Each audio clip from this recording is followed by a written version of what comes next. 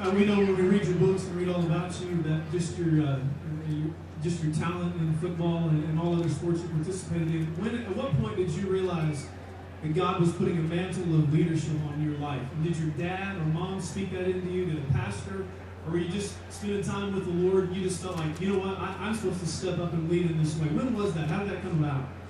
Well, I'll tell you, when I was 8 years old, my dad would go to the Philippines, and he would spend 5 weeks there, and he would come back. And one time he came back, and we were so excited to see him. We went and we greeted him at the airport, me and my brothers and my mom. And we got in the car. I thought we were going home. My dad stopped at Blockbuster, and he said, "Wait in the car." He went inside, and then that time rented a VHS. And he came back out, and we were like, "What'd you rent? What'd you rent?" He was like, "I'll tell you when we get home." And so we drove home.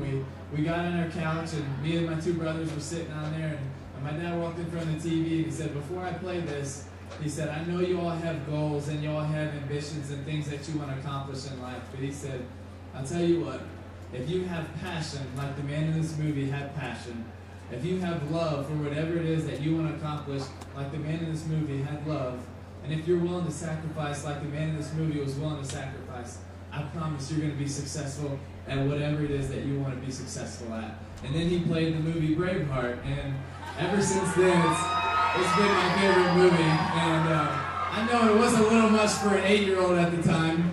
I like your dad. But it was something that I've probably seen it 100 times since then, and it had such a big impact on my life, and still to this day I'll think about what my dad told me about having love for what I want to go do, being passionate and willing to sacrifice more than other people are willing to sacrifice. And to all you young people, if you keep that in mind, if you really love what you do, if you're passionate about it, and if you're willing to sacrifice, you're going to be successful. You might not be an NFL football player, but I promise you'll be successful at what you put your mind to. Because there's not many people that are passionate, that love what they do, and are willing to sacrifice, and that will give you a huge edge at whatever it is that you want to do.